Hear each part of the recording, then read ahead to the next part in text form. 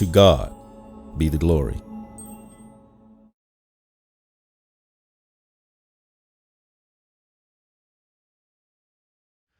Hello, welcome back to the study of the book of Genesis. We're in chapter 18. We made it down through verse 8, and we had this unusual occurrence of the angels appearing to Abraham in the form of men, 3 men, and we also find that one is indeed the Lord appearing to him in this way. And we'll see more of that in what we cover in the lesson today. But we saw that in verses 1 through 8. Now look at verse 9. After they've prepared this meal for these visitors, now the conversation turns to Sarah. Now look at verses 9 through 15. Then they said to him, "Where is Sarah your wife?" So he said, "Here in the tent." And he said, "I will certainly return to you according to the time of life, and behold, Sarah your wife shall have a son." Sarah was listening in the tent door, which was behind him. Now Abraham and Sarah were old, well advanced in age, and Sarah had passed the age of childbearing. Therefore, notice this, Sarah laughed within herself, saying, "After I have grown old, shall I have pleasure, my Lord being old also?" My Lord, they're talking about Abraham. And the Lord said to Abraham, "Why did Sarah laugh, saying, shall I surely bear a child, since I am old? Is anything too hard for the Lord? At the appointed time I will return to you, and according to the time of life, and Sarah shall have a son." But Sarah denied it, saying, "I did not laugh," for she was afraid. And he said, "No, but you did laugh." All right, so let's notice what takes place there. Here we have the promise of the son once again, and we see Sarah's unbelief. And of course, the omniscience of Jehovah, God knows all, sees all. Even though she is behind him, she's laughing in the doorway. And of course, God knows that. Sarah denied it. She lied because she was afraid, and she was rebuked because of that. And nothing more is said concerning that. And so it must have been enough for her faith to be increased at this point. Is there anything that's really too hard for God to accomplish? No. Even though she is well past the age of childbearing, as is Abraham, too old to provide her with that child. But with God, that's nothing. God could accomplish it, and so the promise is reassured to them once again. And so we see here how their faith is growing. Yeah, they're still struggling at times. There's still some difficulties, but their faith is growing concerning this promised son that is going to come. Now let's go to the next section, and let's talk about the fate of Sodom and Gomorrah. Start with verse 16. Then the men rose from there and looked towards Sodom. Abraham went with them to send them on the way. And the Lord said, and notice that's how we know that one of these 3 appearing as a man is indeed the Lord, because it says, "And the Lord said, shall I hide from Abraham what I am doing? Since Abraham shall surely become a great and mighty nation, and all the nations of the earth shall be blessed in him." In other words, I'm going to tell him what's going to happen to Sodom and Gomorrah. He needs that information. He can pass it on down to his children, because indeed he's going to become a father of some great nations and mighty nations. They can use this information and learn from it. Verse 19, "For I have known him in order that he may command his children and his household after him, that they keep the way of the Lord, to do righteousness and justice, that the Lord may bring to Abraham what he has spoken to him.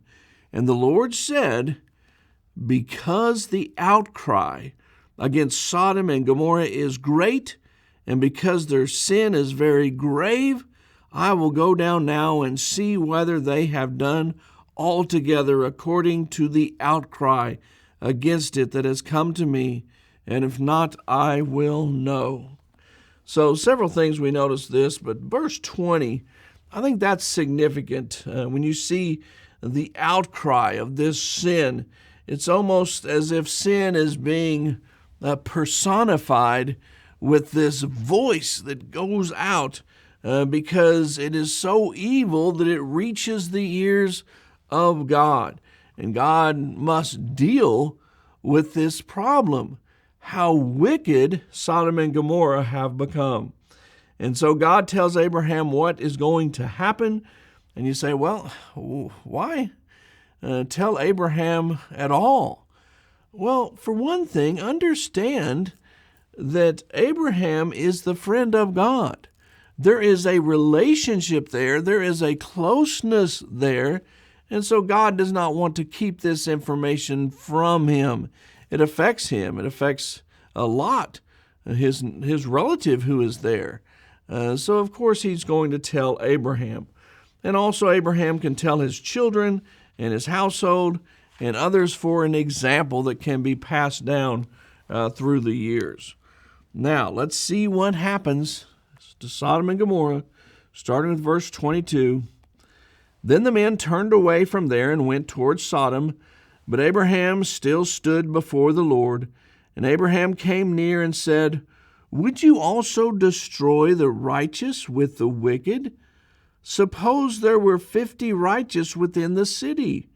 Would you also destroy the place and not spare it for the 50 righteous that were in it? And so here we see Abraham begin to plead for these cities, for the people of these cities, that they be not destroyed. Now, of course, the text said that God was going to go and to see just how horrible the sin was. Of course, God knows all things and didn't need to go and to see these things. He had heard the cry. He knew exactly what was taking place. But this gives Abraham an opportunity. Let's see what kind of compassion Abraham has. Is he thinking about others? Is he caring about them? Well, certainly he begins to make his plea to the Father. So he says, well, what about 50? Verse 25, he says, Far be it from you to do such a thing as this, to slay the righteous with the wicked, so that the righteous should be as the wicked. Far be it from you. Shall not the judge of all the earth do right? And so he says, surely for 50, if you find 50 righteous, they'll be spared, right? In verse 26, So the Lord said, If I find in Sodom 50 righteous within the city, then I will spare all the place for their sakes. Then Abraham answered and said, Indeed now, I am but dust. And so, in other words, he's not being arrogant or proud or lifting himself up to speak to God in such a way as this. He says, I be but dust and ashes, and have taken it upon myself to speak to the Lord. Suppose that there were 5 less than the 50 righteous. Would you destroy all of the city for a lack of 5? And so he said, well, if I find there 45, I will not destroy it. Now, it's interesting here as we go through this text, we're going to see Abraham lowering the number time and time again, trying to make sure that the cities are spared. Maybe he as well has heard about the evil of these cities and is concerned about finding 50 righteous or even 45 righteous. He goes on to say in verse 29, And he spoke to him yet again and said, Suppose there should be 40 found there. So he said, I will not do it for the sake of 40. I will not destroy it for the sake of 40, God says. Verse 30, Then he said, Let not the Lord be angry, and I will speak. Suppose 30 should be found there. So he said, I will not do it if I find 30 there. In other words, I won't destroy it. If you find 30 there, then it will not be destroyed. Now, of course, God knows exactly how evil these cities are and how many righteous are left in these cities. But still, he allows Abraham to plead for these people, to show this care and compassion for them. Verse 31, And he said, Indeed now I have taken upon myself to speak to the Lord. Suppose 20 should be found there. So he said, I will not destroy it for the sake of 20. Then he said, let not the Lord be angry, and I will speak but once more. Suppose 10 should be found there. And he said, I will not destroy it for the sake of 10. So the Lord went his way as soon as he had finished speaking with Abraham, and Abraham returned to his place. Now, we're not exactly sure or told Abraham's feelings at this point. Was perhaps he's still concerned, maybe knowing how evil this city was. Like, yeah, probably won't even be able to find 10 who are righteous. But he did make his plea to the Lord for this city, that it would be spared. And so here he has done all that he could, and now it's in God's hand, as of course it always was. Now look at chapter 19. Some of these events that are going to take place, it will help us to understand just how evil this city had become. Look at verse 1 of chapter 19. Now the two angels came to Sodom in the evening, and Lot was sitting in the gate of Sodom. And when Lot saw them, he rose to meet them, and he bowed himself with his face toward the ground. And so here come some visitors. Lot is there at the gate of the city. This would be the normal place of meeting or greeting those that were coming by. And so we see the respect that he is showing to these visitors, much as Abraham showed respect to the visitors who came to him. Verse 2, and he said, Hear now, my lords, please turn in your servant's house and spend the night and wash your feet, and then you may rise early and go on your way. And they said, No, but we will spend the night in the open square. Now, Lot, we're going to see, he knows how evil the city is, and he is concerned about that, and that's why he asked them to come into his house. He's offering them protection in this way. Verse 3, but he insisted strongly, so they turned into him and entered his house. And then he made them a feast and baked unleavened bread, and they ate. Now watch this, because you see the sin of the city and how evil it truly was. Verse 4, now before they lay down, the men of the city, the men of Sodom, both old and young, all the people from every quarter, surrounded the house. And they called to Lot, and they said to him, Where are the men who came to you tonight? Bring them out to us, that we may know them carnally. In other words, sexual relations are being implied here. Verse 6, so Lot went out to them through the doorway, shut the door behind him, and said, Please, my brethren, do not do so wickedly. And so here's this terrible thing, that the wickedness of the city is seen. And notice from verses 4 through 11 here that the old and the young, all the people from every quarter, they're surrounding the house, and they're coming in to get these visitors who have come to visit Lot. Now notice what he does. Verse 8. He says, See now, I have 2 daughters who have not known a man. Please let me bring them out to you, and you may do to them as you wish. Only do nothing to these men, since this is the reason they have come under the shadow of my roof. Now, the fact that Lot offers his daughters as a substitute, understand this offer is completely and utterly sinful, that he would do such a thing as this. And so we're not told exactly why Lot would do such a thing and to suggest such a thing to the men of Sodom. However, the 2 guests, and these of course were the angels sent by God, they did not allow anything to happen to Lot's daughters, and they actually are going to strike these wicked men blind and later provide safety for Lot's daughters, as well as Lot and his wife, out of the city. And so in no way was this the right thing for Lot to do, and it's even shameful to think that he would offer such a thing. Perhaps this is showing us how that he himself was starting to become affected by the evil of this city, for him to have this idea as if this would be the right thing to do.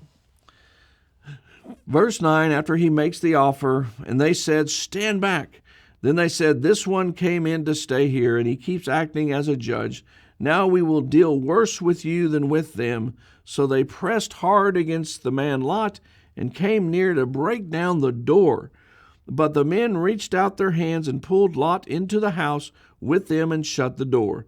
And they struck the men who were at the doorway of the house with blindness, both small and great, so that they became weary trying to find the door. That's an amazing thing as well, when you see how evil they had become, and here they are punished for this evil. They are struck blind because of it, and they're still groping for the door, trying to get in, because they want to get at Lot and punish him, and to get at his daughters. How wicked and horrible this city had become. Terrible sign of just the depravity that has taken place in this city. Now, notice the next section, 12 through 14. Then the men said to Lot, "Have you anyone else here, son-in-law, your sons, your daughters, and whomsoever you have in the city? Take them out of this place." In other words, you need to leave. You need to get out of here. Verse 13, why? "For we will destroy this place, because the outcry against them has grown great before the face of the Lord, and the Lord has sent us to destroy it." Verse 14, "So Lot went out and spoke to his sons-in-law, who had married his daughters-in-law, and said, 'Get up, get out of this place, for the Lord will destroy this city.' But to his sons-in-law he seemed to be joking." Now you think about that response, that here he was, they thought that he was joking, he was out of his mind. Why is he saying such a thing? And you just have to wonder about that here he was trying to help them, trying to get them to understand the danger that was there so that they could leave the city with him and escape in safety. But they would not listen.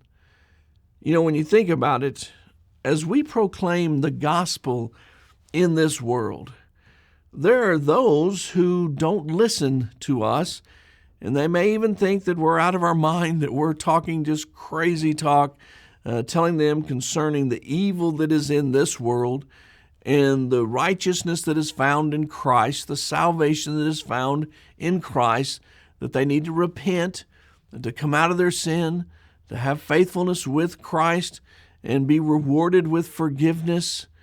And they may not listen, just as some of Lot's family would not listen to him.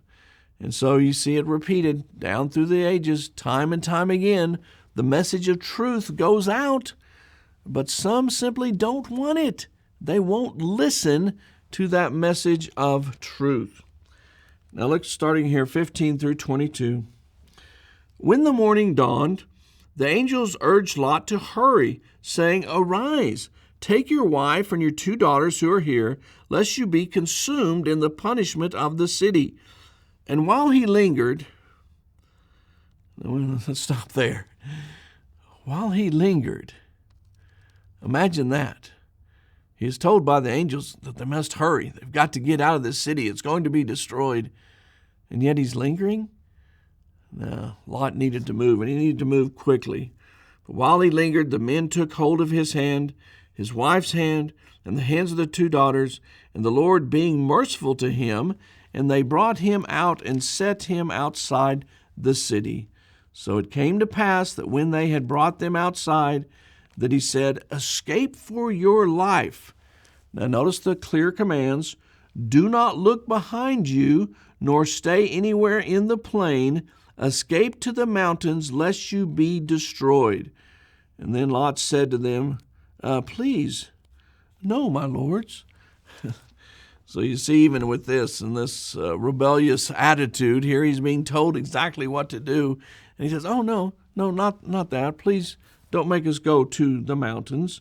And he says, "Please, no, my lords," verse 18. And then verse 19, "Indeed, now your servant has found favor in your sight, and you have increased your mercy with you, and which you have shown me by saving my life.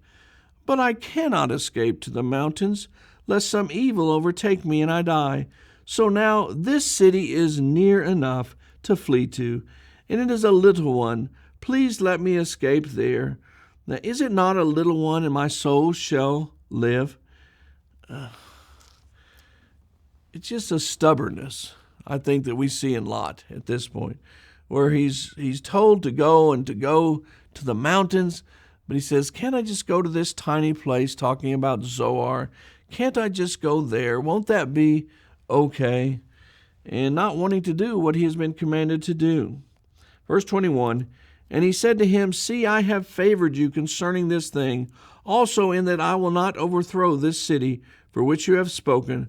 Hurry, escape there, for I cannot do anything until you arrive there. Therefore the name of the city was called Zoar. And so they listen to him and say, okay, all right, I've heard you, I'm listening. Go to that city, and you'll be safe there, but you have to get there quickly because Sodom and Gomorrah are going to be destroyed. So you need to go there, and then your life will be spared. Notice what happens, verse 23. The sun had risen upon the earth when Lot entered Zoar. Then the Lord rained brimstone and fire on Sodom and Gomorrah from the Lord out of the heavens. So he overthrew those cities, all the plain and all the inhabitants of the cities, and what grew on the ground. But his wife looked back behind him, and she became a pillar of salt. And so here we see disobedience in Lot's wife. They were told not to look back, but she did.